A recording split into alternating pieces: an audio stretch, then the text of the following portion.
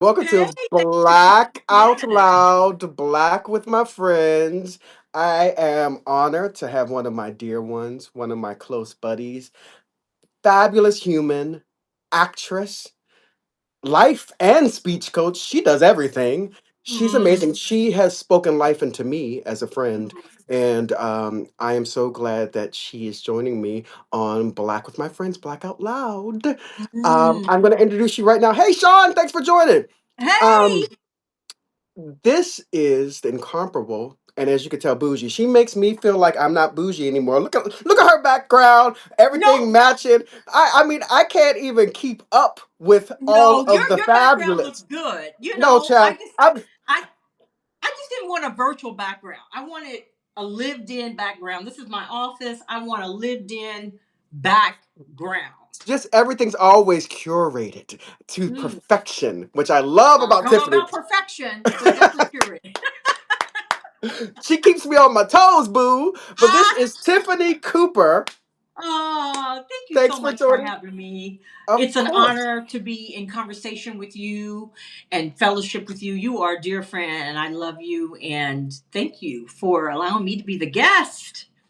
Yes, fabulous. Mm, I'm going to jump right in because I know this conversation is going to get deep. mm. Our goal, I always says my goal is to not get us canceled. So we're going to try not to get canceled, Tiffany. We'll try not to get But canceled, but I got my notes so I don't get canceled. I wrote down my notes so I don't get because I've been thinking a lot about what we're going to talk about today. I, I'm obsessed with you. You even have notes and your background, and you look beautiful, and you're just a stunning Thank woman. Of course, I you. I wore something. I got my boobs out. I got my titties out. You know, you got to give the kids a little something. You got to give them a little Ooh, is something. this is nighttime, right? Or daytime? It's 7 p.m., Right before baby. the weekend. It's 7 p.m. I should have had my cocktail. I don't have my cocktail. Oh my God, yes, that's what's missing. The Next cocktail. time. Next time. Part two. Part All two. right. Let's jump in. Where did we meet, and what were your first thoughts of me? Hmm. Um, we met. I think it was Jesus Christ Superstar performing in that show. Wasn't that Jesus Christ Superstar? Yes, we met during Jesus Christ Superstar. That Superstar with Billy Porter and Emily Skinner and Naya Billy Pierre. Porter played And Jesus. The kids were not ready. We had a they were black not ready. queer They were so Jesus. not ready. And when I first met you, I thought that you were very talented, but reserved. There was a mystery to you because you were not overly friendly, but you were not, you know, quieted in your corner. And so I watched you from afar, but I got to know you a little bit better when I was assigned to be dance captain. And then you helped me. I had to it was a put in. And then you said, do you need help with the put in? I go, yeah, I think I need help with the put in. And then you helped me with the put in. And I got to know you a little bit better. And I thought, you know what? I really, really like you. Because what I love about you is that you didn't show all your cards all at once. Like some people, they talk too much.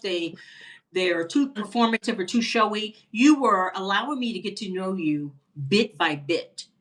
And I think that's the great way to know someone. So when I first met you, I was like, I want to get to know him. He's reserved. And then when I got to know you, I loved you. And then, of course, we worked and we became fast friends. Um, Yeah. An yeah, that's so interesting, long ago. Yeah. a long time ago. We ain't gonna give away our age, boo. We ain't giving away the age.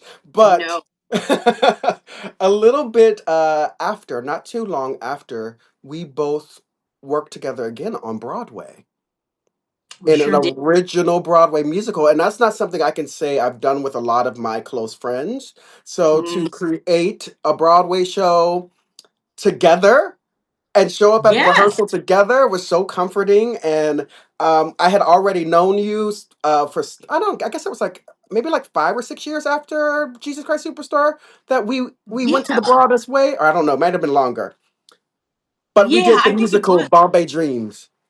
We did Bombay Dreams, and I remember when we went through the audition process, we were helping each other with the routine. It was one routine for men and women, and then you said, "Oh, you want to go over the routine?" We had gotten a call back, and you're like, "Hey, with the callback, they're probably going to use the same dance combo.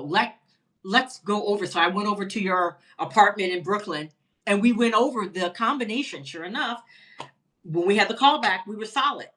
Um, I And, remember that. We didn't know what was going to happen. We didn't know if we were going to get the job. But all we knew was like, well, usually with the callback, they usually do the same routine and maybe add on something new. But that was the best thing. and I think it was simpatico. God put us together in the way, amen. Amen. because just because you do a show doesn't mean that you could do another show and not connect, right? That's facts because that's happened before too. But that's a whole nother live stream. But yes, boo, Mm. I appreciate you in Bombay Dreams. I was a swing and you were in the ensemble, and I had a lot of tracks to learn, and you were very supportive in my journey Oh to my God. learning.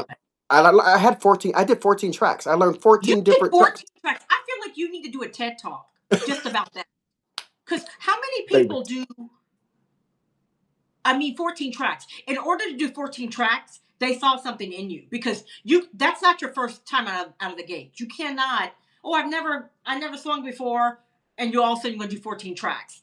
That's not for the rookie. So they saw Amen. something on your resume to know that, you know what, he can handle that. She know how to turn this interview around and make it about me, but thank you, boo. Thank you, boo. The next question is one of my favorite questions. What is black culture to you? All right. Well, I thought a lot about this, and I got my notes here. As a black woman and artist and teacher, um, I think it's about the greatest creativity. How do you bring that to yourself? I think it's about the ability to express beauty, joy, language, rhythm, and community in spaces where we can thrive, where we've not always thrived. And on a personal level, Black culture feels like home to me by storytelling and humor and music and resilience and excellence. Um, I think when I think about Black culture, a lot of other cultures have taken from our culture. So Oh, I think, you know, we're like, I don't want to say the grandfathers of things that make other people want to snatch and steal from us, like music, language, fashion. Um, we're the boo. originators in some ways. I feel like we are the originators in some ways. We So just started and you already multi preaching. it's multicultural, it's multi-pronged. So I think more than ever, I think being okay saying it out loud that, hey, we did that first. So mac and cheese came from us first. Okay. No, banjo music and blues came from us, right? It's being Uh-huh. okay to acknowledge that out loud. I mean, we've always known that in our community, but being able to say that in spaces where it hasn't always been safe to say that, our Black culture has done that, is is liberating. Okay. The interview's over because you just served. Okay, we can go now. You ate. You ate. It's time to leave. Everybody, we can pack up. We leave it. Tiffany Cooper just let us have it in the second question. I'm done. I'm done. Stick a fork in her, as they say. Uh, I the love it. third question. What is your favorite part about being black?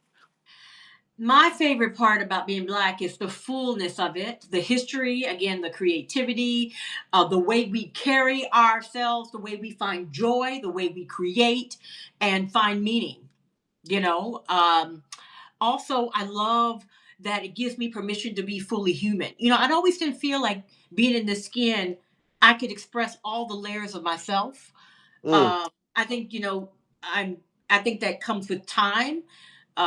Some people find it early in life, but I had to grow into that. Like I can express myself as a Black person fully at this stage of my life, without shrinking, without apologizing, and still constantly evolving. So I think staying humble, evolving, and yet not shrinking, and that's huge. Not shrinking, because I feel like I've had to shrink in the past in order to not just assimilate or fit in, but to not be othered or be pointed.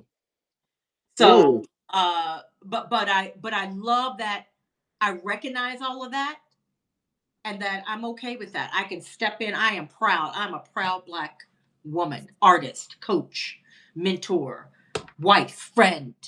Uh, I'm not afraid to say the word Black. I remember I made a post many years ago and I put black love, and someone says, "Oh, you don't need to say that.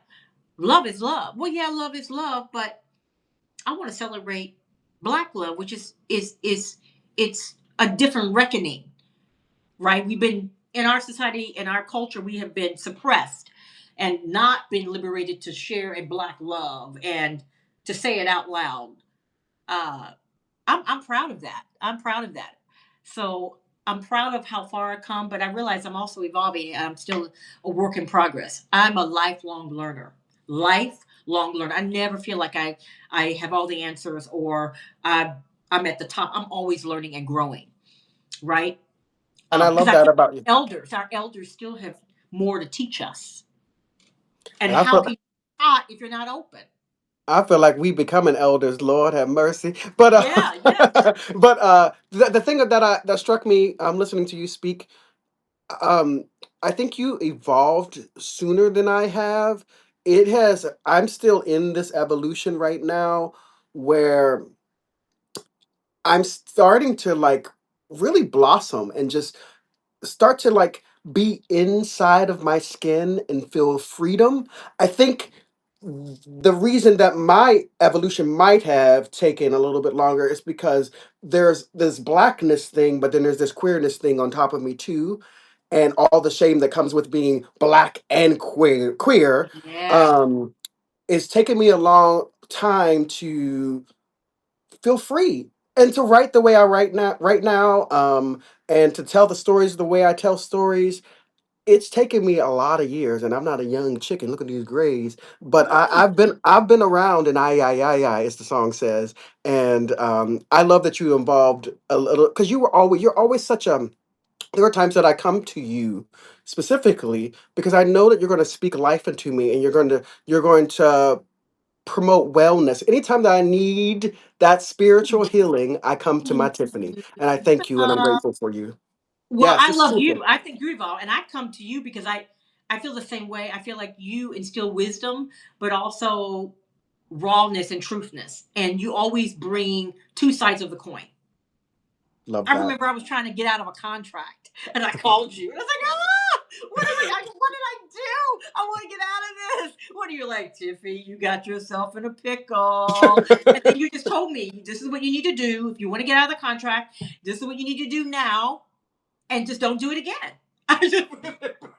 And I needed to hear that. But I feel that you have totally evolved. I've seen you are totally evolved. I mean, Thank like you. to a person, I feel like you're just like, I don't know, like a not to say a different person, but like it evolved. I mean, you are a Thank you, powerhouse. Tiffany. Thank you, You Tiffany. really, really have. I feel like you've shown more vulnerability now in Thank this you. stage in your life than I've seen earlier pieces Mm, where you didn't share because you have to be comfortable with yourself to share, right? You got yeah. to feel safe to I share. and You can you know people and not feel safe and not share, right? and to be honest with you, you met me. I was, working in professional spaces, but I didn't know how to handle those spaces. You met me straight out of the hood, baby. Right out of college, straight out of the hood in Homewood in Pittsburgh. I wasn't taking nobody's shit. I didn't care who you were. I was very quiet into myself because of trauma. I realized later that a lot of trauma has Mhm. made me go inward when I first started my journey. But at the Mhm. same time, I was like, "Don't fuck with me." You know how you know how I Yeah, was yeah. back I in the mean, day. you were. I mean, like you're vulnerable. You're not. And I think Yeah. vulnerability is your power. Is your Thank you. superpower. Thank Is you. the superpower because it what humanizes you makes you relatable. What's relatable is connection, right? Being tough and like I like to be curated, but I got tons of flaws. I fall apart all the time, and that needs to be shared. That Yes. needs to be. We can't just share the glossy parts of our lives and being black because there's some messy pieces. There's times where I have to go, dear God, please do not let the ghetto Tiffany come out today. I will not be able to put her back in a box. And I don't know. And then people will say, "Oh, that doesn't seem like you." Well, God, I'm grateful that you hadn't got to see that part of me, right? If you saw that piece, Ooh, you probably wouldn't be friends with me. Boo, I know that prayer oh too well. Let's move on to the next question. Do you think black artists have it harder? And what has your personal journey as one been? So I wrote this down because I really wanted to get this right because I've been thinking about this. Okay. So yes, I do think black artists in many ways, yes. But I think it's more layered than just harder. It's the weight of having to constantly prove what should already be seen. Mm, And then personally, I have been underestimated in my talent, in my mm, intellect positioning because my blackness, I had to work harder to convince casting that I could do the part. I mean, I could go in with my talent, but they would, well, let's see more songs. Well, can we see two more songs? Can't you figure out if I can do what you're asking me to do with two songs that you want me to sing two more, four songs total, right? Had to jump through a little bit more hoops. Um, I've also been in spaces where I was told I needed to be more black, as if my authenticity had to be justified to fit someone else's idea of what I should look like. mm. Um, and I have an example. I was once in an international commercial, and this was crazy. So I went in. I have my straight hair. I could go in, but I decided to wear my Afro wig. So I go in my Afro wig. I get a call back, and I get a call back. I go in, and they like it. So they said, "Wear your hair that you wore for the callback," which was my Afro. I wore the Afro wig. Well, when we were doing uh, when the director decided to do the blocking, I had a spot in the front. But it was another black girl that was light skinned, had long hair, and he suddenly changed his mind. And he said, we're going to switch it up a little bit. I want you to go in the back here. And then he took her because she had long hair and she was light skinned. And I guess he changed his mind. That was the image he wanted in the frame. And he put her in my space. And literally, you could just say I wasn't even in the commercial because he put me in the very back with people who were tall in front of me. I was hurt, but I understood what was going on. I was like, okay, if I had come in with the long hair, maybe he would have put me there. But it was clear that he wanted a different look, even though I came in, right? So I don't know. I was very disappointed in that. What do you think about that? I actually remember that story. I want to say something real quick. My little note is saying that your internet connection is a little unstable, but I'm hoping that Okay. you could stick in there. I do see you blurring out just a little bit, Oh, okay. but you look great. You still look fabulous. Just a little washed Okay. out. Let me see, making sure my let me turn. Well, while you see, I remember that story specifically, and Uh-huh. I remember getting angry for you. And it's interesting too because I've seen you in your Afro wig, and it's Uh-huh. you look fierce. You look so fierce. I would have had you in the front no matter what, but I wasn't the director. But you look so fierce in that wig, and I love when you rock it. I'm always like, look at my sister serving the children, serving the children. I'm Well, gonna move. that really hurt me. And then there was I have to explain that there was one more that really got me really crazy. So I was doing a show in Akron, Ohio, and this white actress, which was Wait a minute. crazy. She Was this Carousel Dinner Theater? I know if you worked in Akron, Ohio, the only theater in Akron, Ohio is the Carousel Dinner Theater, which is now shut down. Back in the day, that was a good little equity gig. But go ahead, uh-huh, uh-huh. continue on. Well, she asked me. I was talking about it was a white actress. She had never worked in a theater with a black person ever. She goes, "I've done theater and I never worked with black people before." I'm like, that was a little odd comment. I was like, okay, well, if you're going to be successful in life, you're going to work with some black people in theater if you want to be successful. And but she asked me something. I was talking to somebody else, and I was talking about my childhood um, vacations with my parents. We would go to Disney World, and I had been to Disney World like 5 times because my parents wanted to go to Disney World. And she turned to me and goes, "You went to Disney World?" And I go, "Yeah." And she goes, "I didn't think black people could afford to go to Disney World." Oh, And I was like, and I knew where she was going. I said, okay, lack of insignificant exposure. She hasn't been exposed. And I said, uh, not all black people are poor. Not all black. I was middle class. Not all black people are poor and could afford. She's like, oh, I didn't mean to, offend you. It's just that I never met anybody. Well, now you did. Okay, so now you know. But I was kind. I could have went in and made her feel horrible. But I chose because I got to know her a little bit better in her heart. She was completely ignorant, just completely ignorant. And so I said, okay, she's ignorant, and I'm going to teach you. There's moments in life where I go, I'm going to cuss you out, or I'm going to teach you. And that I decided, I'm just going to teach you. No one in your circle. You don't have any black folk in your circle. I'm your black encounter. I wanted to be positive. So I'm gonna educate you, and that's what I did. And then years later, she grew up in a very sheltered white family. I think she said that her grandfather was a Klan person, was in the Klan, which I was like, Ooh. what?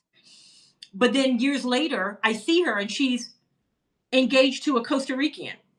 Like, oh yeah, I went abroad and oh my God, her world got shocked, right? She got it, she got um, cultrified, I would like to call it. But that's an example of like your blackness, you know what I'm saying? So Yeah. Next question. What has technology and or social media changed, good or bad or both, as a black artist? I think technology and social media have been both liberating and exhausting as a black artist. On one hand, we no longer have to wait for traditional gatekeepers, right? The people who say, um, you can come on in, right? Right. To decide whether our stories, the stories that you're putting out there, voices and artistry are worthy, right? Right. So, on one hand, we can go, there's no middleman. We can go straight to the people, find our audience, and have our voices heard. Right. Um, but on the other thing, that kind of visibility, I think, can also force you to. Sometimes I think the social media can take our stories and our experiences and then flatten the depth for content in some Mm, way, right? mm, Because when you're sharing, the algorithms and social media reward speed, right? It rewards speed, trends, um, but we're nuanced. So I think it's on one hand, the trap is, and I wrote this down because I think this is really important. Always being reminded that being seen is not the same as being fully understood or valued. mm. And that is really true because I think we have access, we can show more, we can do more. But what happens if the algorithm changes or something, the social media shuts down? Then we're waiting for that validation and being understood. There are other ways to being understood, right? And Right. so I think that can be the trap to, oh, I gotta keep creating, I gotta keep preaching, I gotta keep, but not falling in the trap. My value is based in that. So deciding I can still share and do my thing, but at the same time I don't have to be regimented about I got to do it for recognition or nuanced. I think it's a double-edged sword, but I think balance is the key, and I think that's different for everybody, And right? also, I will piggyback. I do think sometimes, and I don't want to like say something that might not be factual, but this is just my belief and some of my other friends' belief. The algorithm can sometimes suppress black content, and that's Mm, disheartening. Um, I watch white counterparts do the same exact thing as I do, and I hmm. do it way better. Not to be, I just Yeah. do. I do it way better and watch them fly and soar. And Uh-huh. whereas whenever I start to talk about my queerness or my blackness, sometimes I feel like I'm like, shit, why is this not getting out there? Are people just not interested in that? That could be the case. But when I Mm, speak to other people that create content that are black, we feel the suppression. There's like, it's like some of these things, as soon as you say queer or black, automatically brings the algorithm already puts you down to the bottom, if that makes sense. mm, I don't know if this is true or not. I'm gonna say that, but it's something that I can feel in my soul, and sometimes I just follow my soul. And I feel it when my friends talk about it, and it's interesting when I watch other people of, basically mm. white people do the same thing that I do, and how fast it picks it up, and how fast they are at like a million views. So yeah, we Mhm. always working hard and always trying to prove ourselves, like you said earlier. But this is What just my thoughts.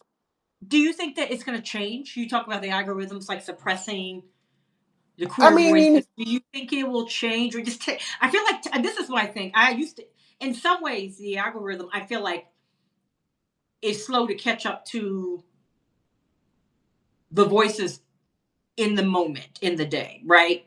And, but in some ways, social media, but technology is faster than humans. Like when I think mm, about AI space, right? So it's the opposite with content versus technology, right. I get you. right? You know what I I'm saying? get You're you. saying some deep stuff, but why is it taking forever? Is it going to be in 2 years where your voice is going to be at the very top? Yeah. I don't know. Got to keep fighting, got to keep going, got to believe in yourself, and you got to do it for the love of the craft, is where I'm at. I'm day by day, moment to moment. I do it because I love it. I hope, because I think I'm getting a little emotional, but I think my voice is important. So I'm hoping that people that have similar, well, gay, black men, women, that are similar to me can see a mirror. I'm hoping that I'm shining a mirror, and that the work gets to them. That's my wish, Well, because I I do think you think. are. I think Oh, you are. thank you. I want to say you're helping so many people, JR, from not feeling less alone. Mm, You're saying you're not alone, but also don't take your life because you're not the only one feeling that, right? And so I feel like your voice is very important. You're a great oh, thank you. writer or artist. Thank you. And the thing is that there are thousands of people that are watching you and reading your material that you don't even know that you're helping. I think that's crazy. You Yeah, got the people who actually comment. You can you could track the see. data. But there are people who are watching. They're just like, no, I'm not good. But you're helping them. They're tuning in when they have the breakfast. They're tuning in from a different part of the world and going, man, right? I watch YouTube from people. I watched this girl from Sweden living off the grid in a barn. She doesn't even know I'm watching, right? So how many people are you really helping? And I think that is something to think about. You probably will never know. You can probably count a few of your but you're helping people that you don't know. I think that's the thing to keep in mind. You're helping so many people because you said I gotta do that for myself, for my truth. Your voice is so important. Do y'all see why I call Tiffany Cooper? This is why I call this woman. Because she will speak a life. I mean, Lord have mercy. I'm sitting here crying on here talking about, Lord, nobody sees me. Nobody sees me. Nobody loves my content. Nobody watch it. And then I love she it. I like, love it. look, bitch, you helping everybody. This is why I love you. I'm This is why I I'm love just you. trying to speak some truth, and I'm all for the deep conversations. I'm all for the deep conversations because I believe that sometimes we talk, but what is not being said needs to be said. So it's the in betweens that I think is sometimes the issue that we don't talk about, right? It's those pauses in between, Mm-hmm. You in you here know? preaching. You already preaching. I'm gonna go to the next question before you get me in here shouting. Um, colorism amongst blackness. Thoughts, particularly in the arts.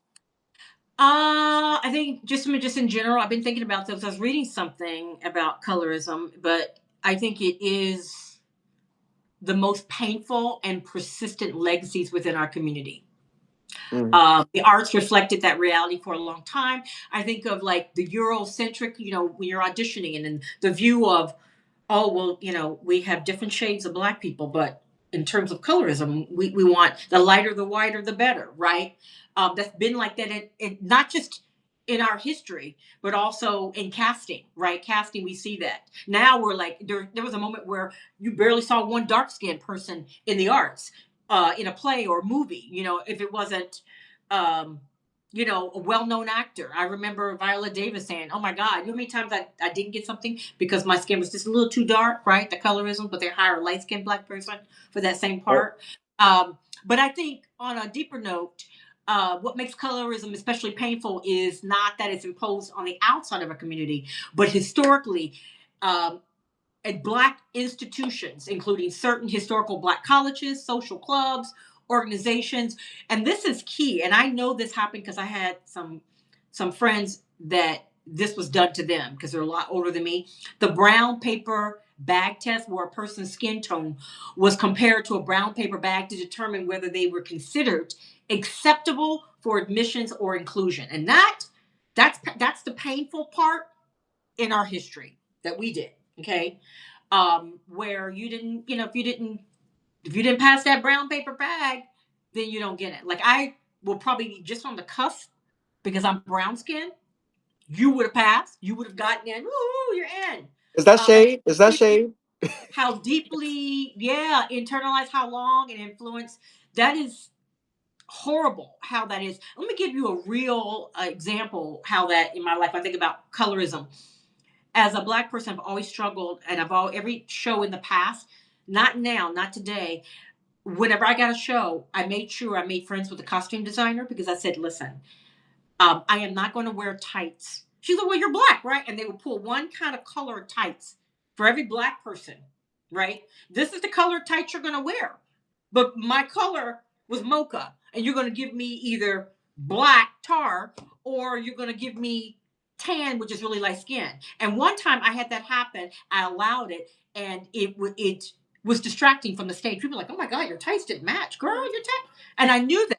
And so Terrible. after that one experience, I said, I'm Terrible. going to fight in a nice way. So I would always suggest, I said back in the day, there was a company called Blue Heaven that would make tights. They were a lot of Black artists would use it. It wasn't as strong and thick as Capizios, but you could get 2 weeks and then they would just have to order a lot of them. And every show I was in, I was saying, you got to order Black Haven. They're out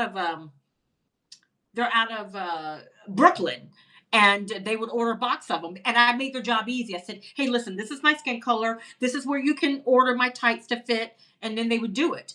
When it came, and there were times where they couldn't, where they were out of stock, and they had to dye my tights. Alvin Ailey, they did that for Alvin Ailey. I was like, oh my God, if Alvin Ailey has to dye their tights back in the day, I guess I have to too. And that's what they would do. And then the character shoe was another thing. When I think about colorism, I think about we're not all one shade. We're not all one shade.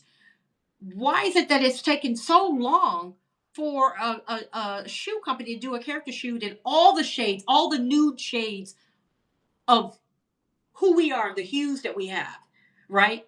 DeLuca now does different shades. Thank Yes. you, Jesus. Yeah. This is the first time. Like even watching Bobby Dreams, they had to dye my character shoes.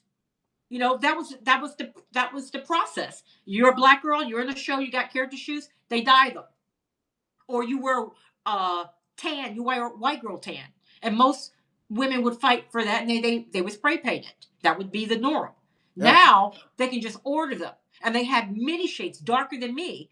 I just wonder why it took so long for them to realize it's profitable and that we're all many shades, and Black people are not going anywhere. We're going to still be on stage, so why not just create, right? And so when I think about, that's one way in the arts that it's, oh well, you're not all one color. You can't all wear this one hue of tights. No, baby, we're all different hues, right? So that is something I'm really happy that I don't have to fight as hard. But I do always want a relationship when I'm in a show with a costume designer to make sure we're on the same page. You're like, hey, listen, what are the tight colors do you have for me? And they're like, oh, it's like, can I see the tight colors? Or, this is not it. We can probably order. And then I'd rather attack it from the beginning than get in there and then complain. Your comment reminds me of the importance still to this day, of having people of color in every department, in wardrobe, especially hair, especially on sets.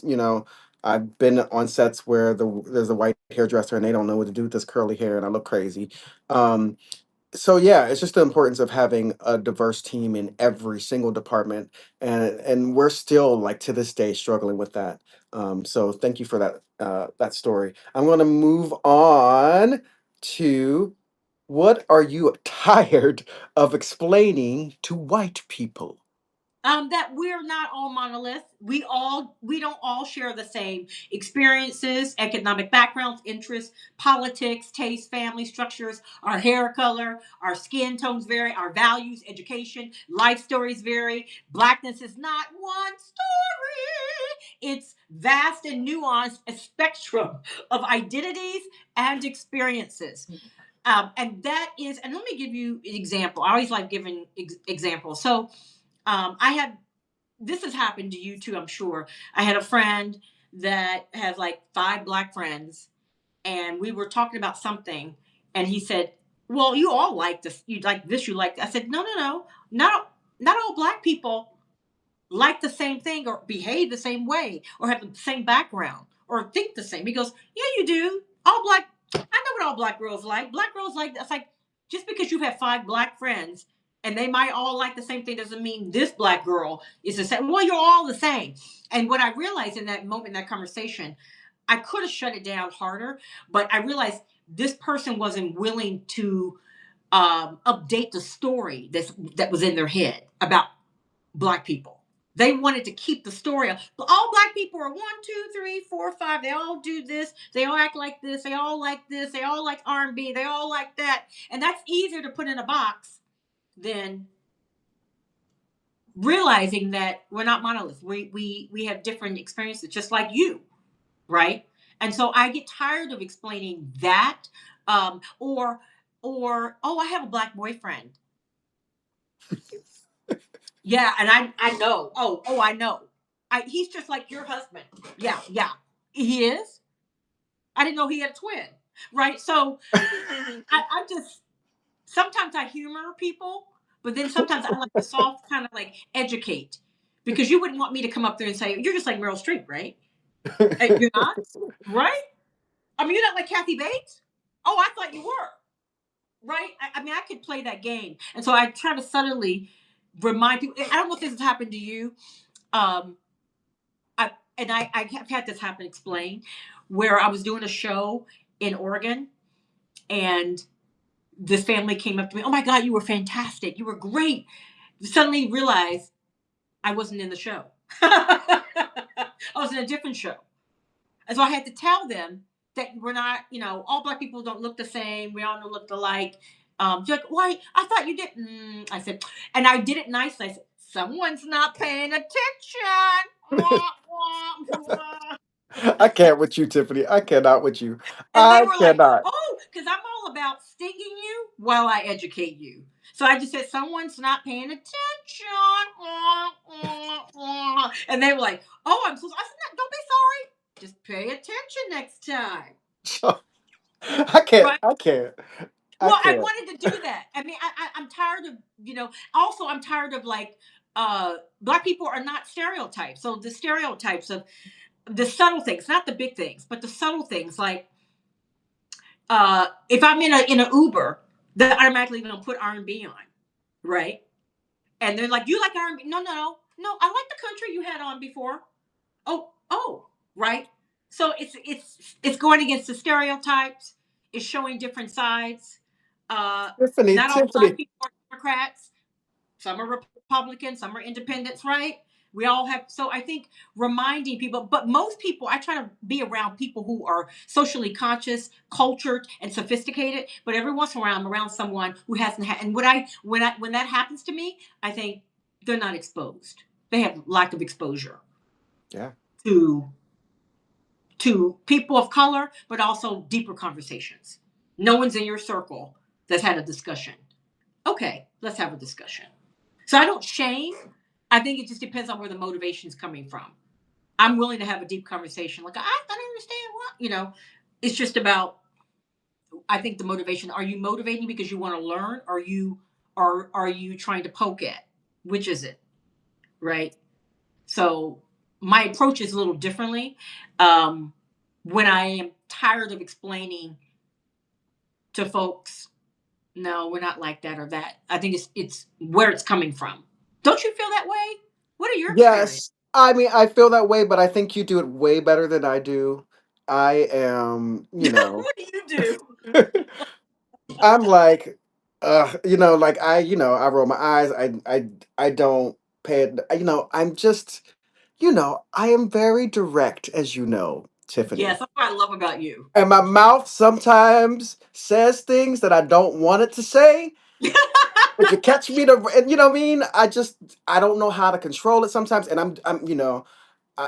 I've been praying and I've been in, doing my meditations and trying to be a holy, good, young Christian, gay, queer, sexy motherfucker. I'm trying to do all those things right, but at the same time, if you catch me off guard, I may say something you don't like. Um, this is, I guess, the knowing is the positive thing. Like, I know myself, and I'm getting better, but my mouth is, you're just, that's why I love being around you in particular, because you know how to like handle people with grace, and I'm learning. I watch you, boo. I watch you. I'm learning. I wish you would say that because my husband says sometimes you don't. He goes, you just put, I'll just like, I'll make it a game or I'll just, you know, I'll come at you. But I think you get even when people come at you and your mouth gets them, you get a pass with people because you're sexy and good looking. So they're like, oh, ouch, smacked me verbally. But God, he looks so good. Okay, I'll let it go. Right? They don't rebuttal back to you. Right? You don't get people who rebuttal and go, what do you mean? Let's take it outside. No, they look at you and go, ooh, okay, ouch. I can't Right? with Because you're you. good looking and you're sexy. So they're like, ouch. Oh, okay. I can't with Okay. you. I Right? can't. I So cannot. you I get a pass. cannot. Now, if you look like the Elephant Man, it'd be very different.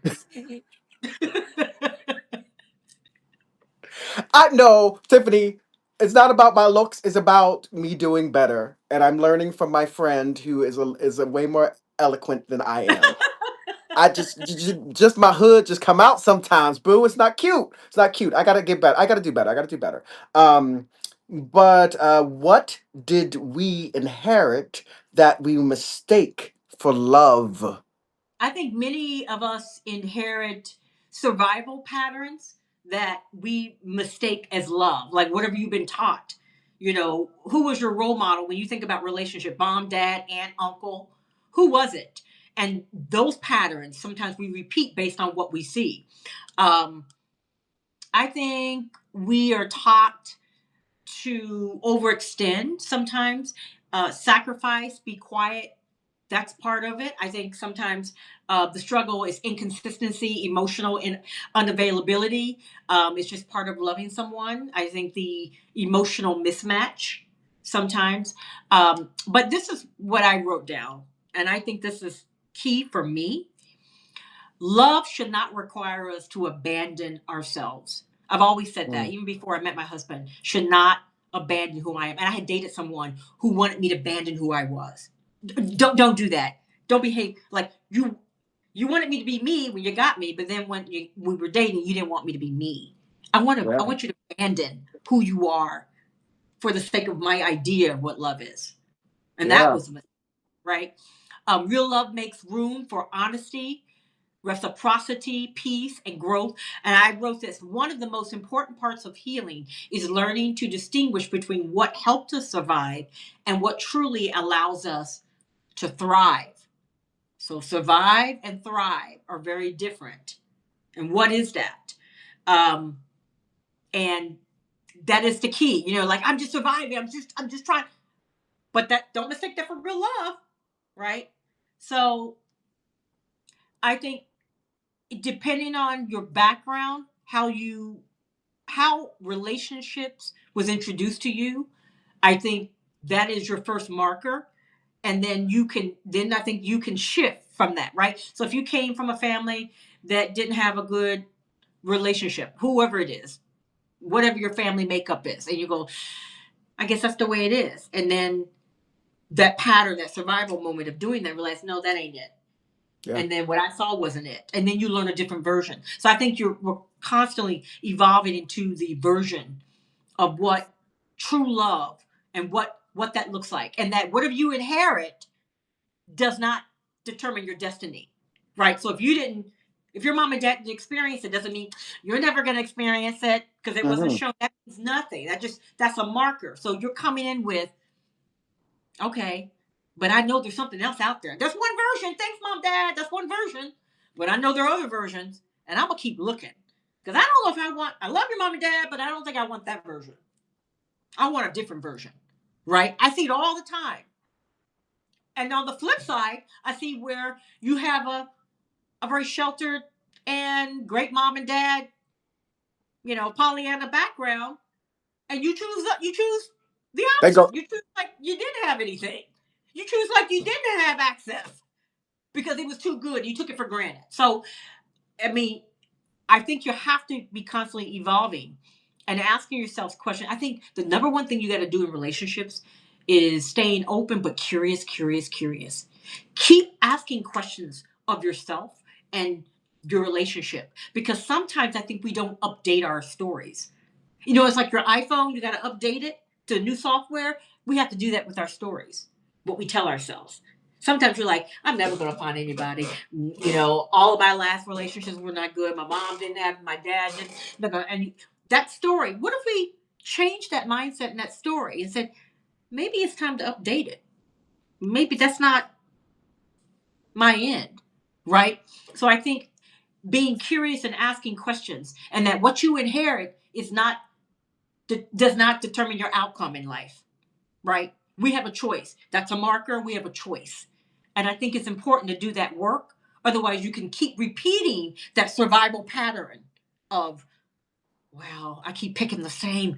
Oh my God. That's why I say people are not um, perfect on paper, right? I'm saying people are perfect on paper, but when you meet them, you're like, ooh, yeah, uh, you're messy.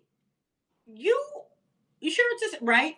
And nowadays, AI is writing people's bios, so you don't know who you're getting. exactly. Exactly.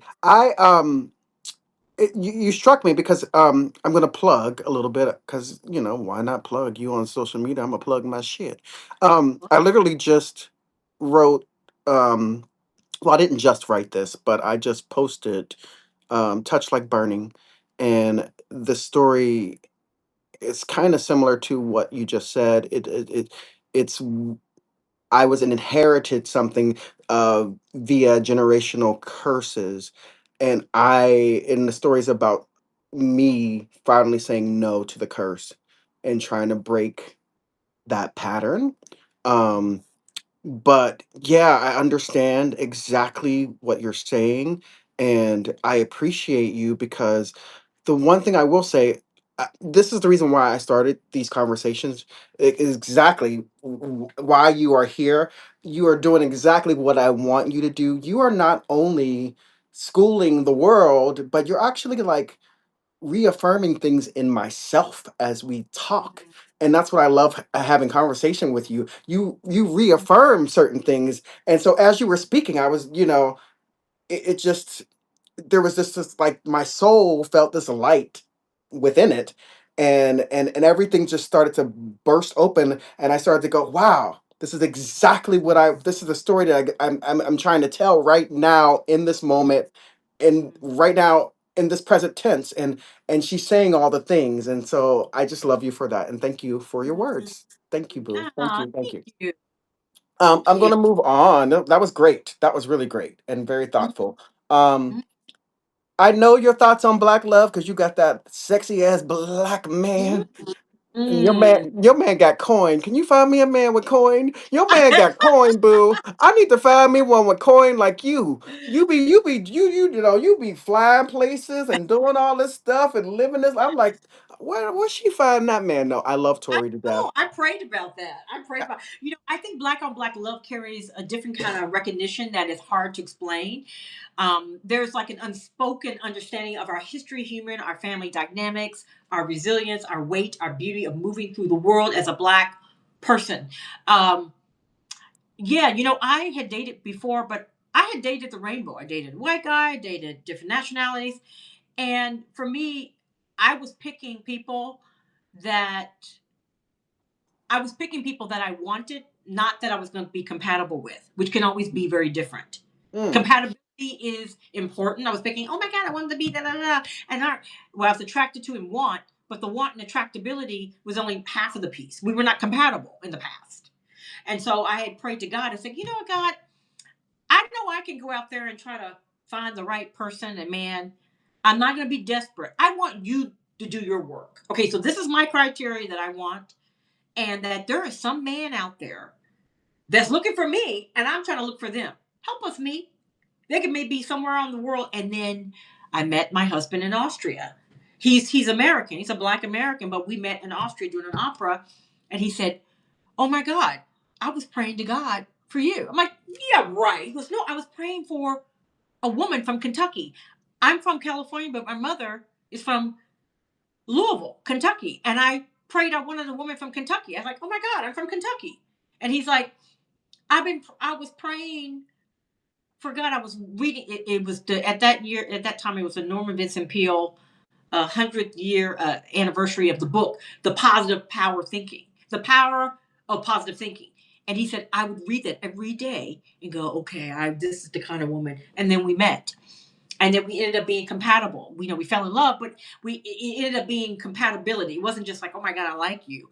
It was Mhm. also because I said I want long term. I don't want, oh my God, you're cute. I can get that anywhere.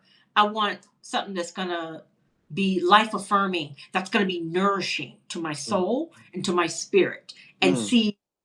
see goodness in me before I see it in myself. Right. And that's what happened. And he's like, and we met. And so that idea of God, someone's out there trying to find you, is trying to find you. You don't know where in the world. But I think uh, having clarity about what what you need to nourish. But this is the key. What are you offering? Ooh, What are you offering? ooh, So I knew, I said, this is what I want. But God was saying to me, that's nice. I can get you that. But what you gonna do? How are you gonna pour into that person? ooh, What's your job? What you gonna do? So often we say, this is what I want, I need, but what you gonna do? What are you offering? So I had to sit down with myself and go, okay, I'm going to offer encouragement. I'm going to offer unconditional love. I'm going to offer support. Whatever their dream is, I'm going to help support and make their dreams happen. I'm going to offer that. I'm going to offer cooking. I'm going to offer some good food. I'm going to offer adventure. I'm going to offer a new ideas. Let's go out here. I'm going to offer. What are you offering? It can't be just me, take, take, take, because they're going to need to be fed just like you're fed. So how are you nourishing? And oftentimes when I would ask, like I have friends, like, what are you nourishing? They're like, I don't know. Well, you ain't gonna find the person.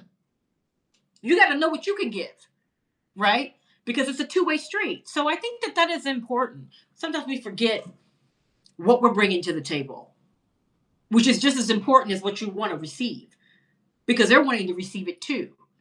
But you got to be clear what you can also offer. What are your thoughts on that? well, I'm just sitting here listening.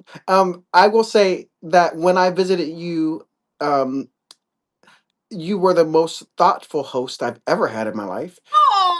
I Oh, mean, my goodness, I had a gift basket sitting there waiting. I was like, this is some bougie ass shit. I had a gift basket with all kind of treats in it, and cookies and all kind of stuff for the day. I was just there for a weekend, and then I walk into the bathroom and there's bubble bath and there's all this stuff just waiting for me. Tiffany curated this whole thing. So you're such a giver, and that's the beauty of you. You like to give, and you're just you. I mean, you curate the best events ever. I'm obsessed with that about you, and you're.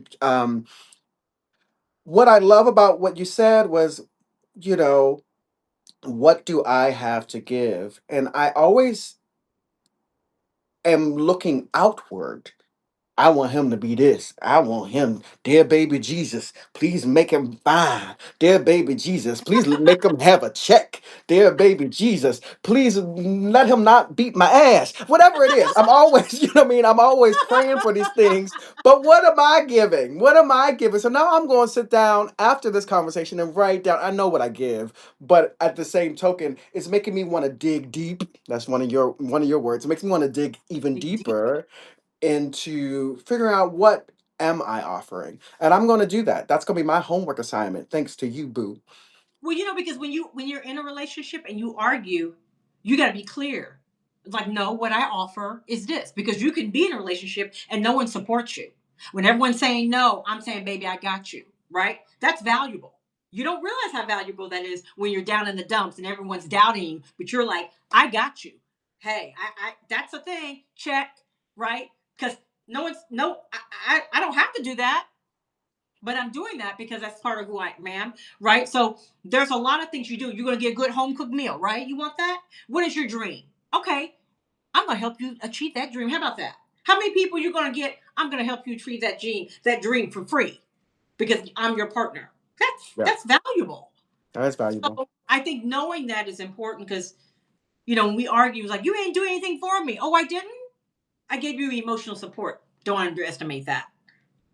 Right? You do All that. right. You're Wait, great with that. you are amazing, boo. And I I'm want to upset. come to you. I'm gonna be. I'm gonna eventually. I want to go to your wedding. From your lips to God's ears. I don't even know who the man is. I wrote a whole series about being lonely, bitch. I don't know who he is. I don't know what he Well, look then like. you're gonna But he have a coming. little. He coming. Well, I don't know. I say within a year and a half, what you're gonna be telling me. Oh my God, I want you to meet Jethro. Come Or on, Jethro. Not Jethro, bitch. No, no. and you're gonna be like, we just adopted our little baby, Can we Svetlana. can we can we negotiate the names? Can we negotiate? No, boo. No. I can't even say Svetlana. Fuck that. Svetlana or Edward Estate. I love you, but I ain't dating Jethro. Now, if I marry a Yeah. Jethro, I'm coming back and fighting you. But if Jethro's supposed to be my man, he's supposed to be my man. I'm open. I'm open. Can you Um, imagine? It's like a horrible name, Jethro. What do you think about that?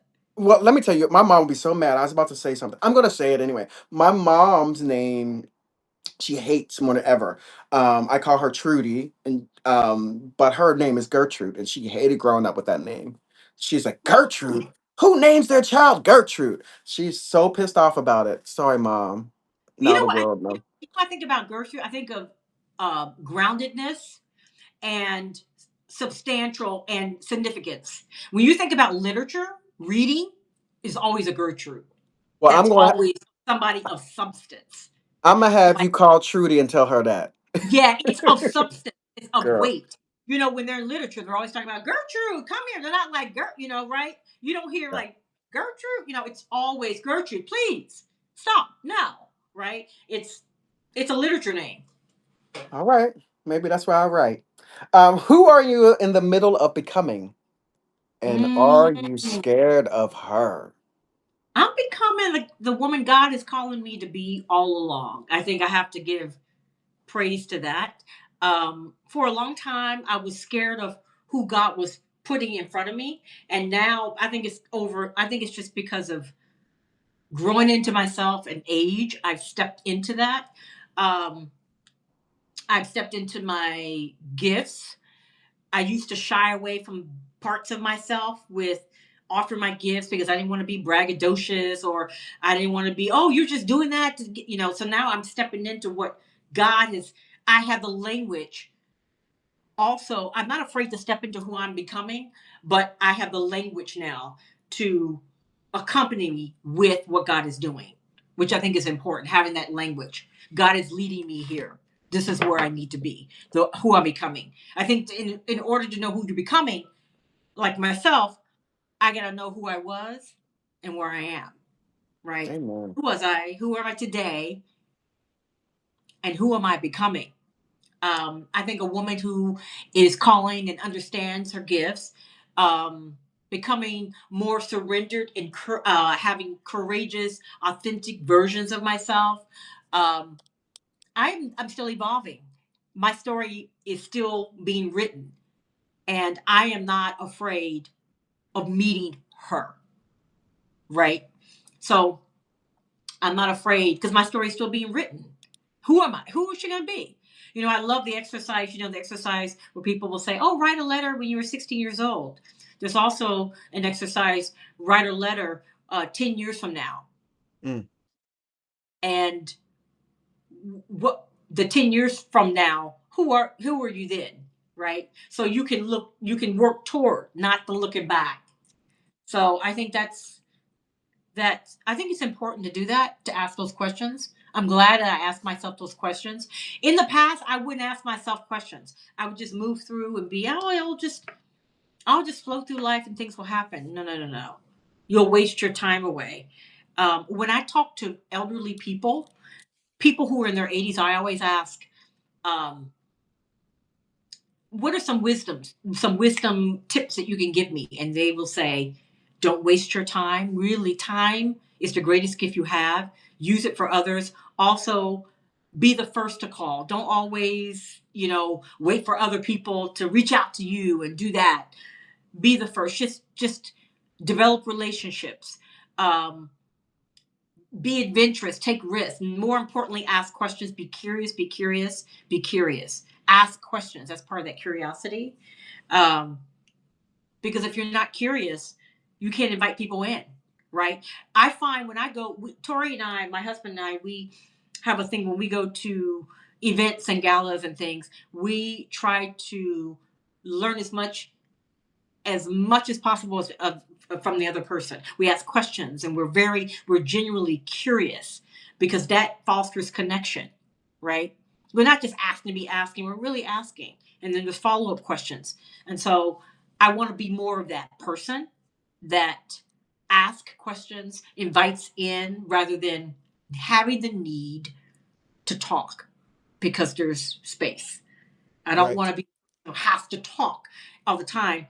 I love talking, but I have to fight the urge to be like, oh my God, I have to fight the urge and go and ask the question and really listen and then have a follow up question because I feel like that's how you really get to connect and be with people.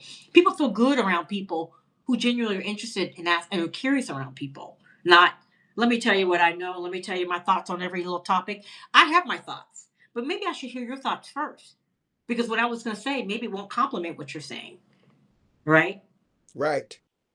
Right? Like I sometimes think, oh, I have the answer. They're asking me. I've had that happen one time. The Holy Spirit says, just be quiet because you might not have the answer. But in my mind, it's like I got the answer because they asked me a question, and in my mind, I was waiting for them to finish speaking so I could give them the answer to the question. But and the more they talked, something prompted me to ask a question and not give the answer. I said, so I asked a question, and they revealed more. And what was revealed was that I didn't have the answer to the question after all. Because I asked a question that gave me more information that told me, oh, I'm glad I didn't say that because that wasn't the answer to the question. Right. So I think listening more, talking less, but being curious and asking, and that is where deep connection. You don't know where your support system is going to come from. You don't know who is advocating and cheering you on from afar. You just don't know. You might go, how did you get my number? How did I get that? Oh, because Sarah told me Jake and Kara down the street. What? Right? So you just never know. You never know. That's great answer, Tiffany. Can you hear me? I can hear you. Oh, I can't hear you now. Can you hear me now? I can hear you now. Is your I can hear you now. Good. What last question round? One thing about yourself you are still not ready to say out loud. Okay, the one thing that I am still not always ready to say out loud is that I am done shrinking myself to make other people feel comfortable. I'm just not going to be like, I'm not going to let my light dim. What I'll do is I won't be like, I'm going to overpower you, but I'm going to still shine. It might be in the corner, but I'm going to still shine. Because I believe there's enough stars in the sky for all of us to be stars, right? And so I'm not going to shrink to make someone else, because why would I do that, right? I've done that. And guess what happened? It didn't make the situation better. And I didn't feel better. So I'm gonna try something different. How about I not love that. shrinking? How about saying it out loud? Because I've done the opposite, and it didn't bring me prosperity. It didn't bring me better connection. It didn't bring me uh, job opportunities. It didn't make me feel good. So why am I going to do that? Because once you start, you got to keep doing it until you're a shell of yourself. You'll keep shrinking. You'll keep shrinking until the point your voice is not even heard, and then it'll be Yeah. hard to grab her. And that's not who I'm becoming. I'm working really hard not to become that. Um, Another thing, I also don't want to say out loud, and I wrote this down, to fit in every expectation people place on me, like assumptions that I should relate to, for example, animals, the same way they do, because I didn't grow up with that kind of connection. Like, I'm the perfect candidate. And my husband and I, we talked about this. We may get an AI dog because AI dogs are now like human dogs. The fact that I can get all the things that someone loves from a dog, cuddly, it kisses you, it's just, it's all those things, but I don't have to take it to the vet. I don't have to feed it. I don't have to pick up the poop. Hey. So I get all the things I want and I can turn it off when I go out of town, no babysitter, and then turn it back on and then it hugs you when you come home. Like that is ideal. And so I'm a perfect candidate for an AI dog, but I can never say out loud, I don't want your dog touching me, right? So I know it sounds crazy, but that is one of the things that I don't want to say out loud. I mean, on the trivial, I've got the big thing, which is I'm not shrinking, and the fun thing is, yeah, I don't want your dog pumping up on me. I had a friend that knew I didn't like. I'm not a dog person, but I like dogs. I like them, but not to get one unless it's an AI dog. And so my friend knew that. My friend didn't like it. He says, when I came over to his house, he said, I want my dog to sit on you. I'm like, no. Well, the dog knew, sat on me, and farted on me. No, Tiffany, I'm interjecting. I'm interjecting because But you, I when love I was on Brewster. I tour, love I was in a Brewster. I play. love No, I'm going to Brewster. tell my story.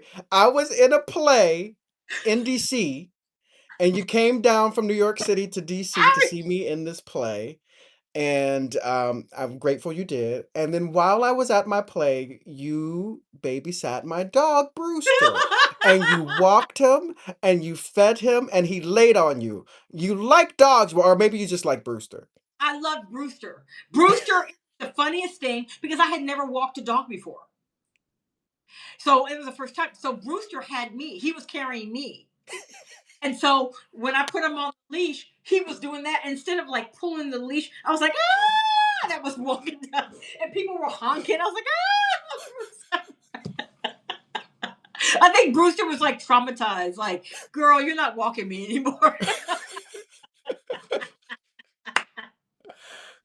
I Well, love Brewster. When you first got him in your apartment in Brooklyn, remember? yeah. Yep, my baby Brewster. Now we're going to rapid fire, Tiffany. Okay. This is how we end it. These questions Okay. need to be nice and fast. The first thing that comes to your mind. Um, so have your brain ready. Are you ready for the rapid fire? I'm ready. Okay, first question is favorite soul song. Um, oh God. Um, uh, uh, uh, I like by Guy. Oh, favorite black musical. Oh, um, uh, not gospel colonist. Um, oh shoot, not gospel colonist. It's not pearly. Like musical. Oh, oh, oh, oh, oh. The Wiz. I like it. I The like the. Wiz, that's a classic. I love it. Favorite black thing we do or favorite black tradition. Um, Eat soul food and do the dance. Line. The Line dancing, baby. If yes. if you had, this is my favorite question, Tiffany. If you had to explain being black to an alien in one sentence, what would you say? I would say, um, we are multi-dimensional with culture, sophistication, and history. I would just. Love it. Favorite soul food spot? Oh, soul food spot. I don't have one here in Minneapolis, but there are some, but they're not. What about in New York? Oh, in New York. Oh, um, Sylvia's, Melba's? not. I do Melba's. I like Melba's, and the other one, the cooking, the spoon bread. Was it spoon bread? Yeah, yeah. Really good. Spoon. Favorite black playwright or author? Oh God. playwright. No. I love PJ Gibson. Oh, Gibson, she did um, um, last time yesterday. It was really about a friend that died. I love that. favorite Black recording artist? Oh, recording. Oh my God, this is really, really hard. Um, God, I will say recording artist. Um, I want to say recording artist. Darn. Um, oh shoot, this is a hard one. Uh, what is um, you know who I really love recording artists, but they're not Jolie Watley. I really, really love her. I loved her when she did Shalimar and all that. Oh wow, that's a Yeah, I mean, I I don't love a know. lot of other ones, but I just remember growing up, really, like, she was at the Shalimars and then went solo. But I liked her with the Shalimars. All right, favorite Black historical figure, and we're gonna leave out Martin Luther King. We're gonna leave out Malcolm and Harriet Tubman and all the usual suspects like Rosa Parks. Somebody else. Ann Lowe. I'm doing a piece of her. My one woman show called Black Thread, and it's about Ann Lowe was the first Black historical figure, Black designer who designed Jackie Kennedy Onassis wedding dress with no credit to her name years later. And she needs to be in the history books. I And love that. I love yeah, that. And I always end the session with this question. Favorite thing about yourself? oh, um, favorite thing. I'm forgiving. I'm forgiving. I don't really hold a grudge too long. I'll just remove you from my life or put you on the sidelines. But I'm like, oh, you pissed me off when I was in fifth grade, and I'm gonna. I don't do that. I forgive and move on, and that's allowed a lot of space in my brain and my heart to take in what needs to be there. So I'm really I like that. Oh, and I like creativity. I'm very creative, so I like to use fashion as a way, as a tool to express myself. So I'm very creative. So I like the fact that I feel like I have good design taste. I can see something and make it work. I love beautifying things. So I love that about myself. I can see something that may look like trash to someone else and then take it and repurpose it and reimagine it to make it beautiful. Seeing the Well, beauty. well, I love you, and I'm grateful you joined me today. I'm grateful for all of you who joined us live. Thank you Yes. so much, Tiffany. I'm going to call you shortly because you know how we're going to Yes. kiki after this. But thank you Yes. all for joining us. Thank This is the you. end of the live. Tiffany, you were amazing. You Woo, schooled you us are amazing. all. Thank you guys for watching. Mwah. Love you. Peace. Woo. Thank you, Sean.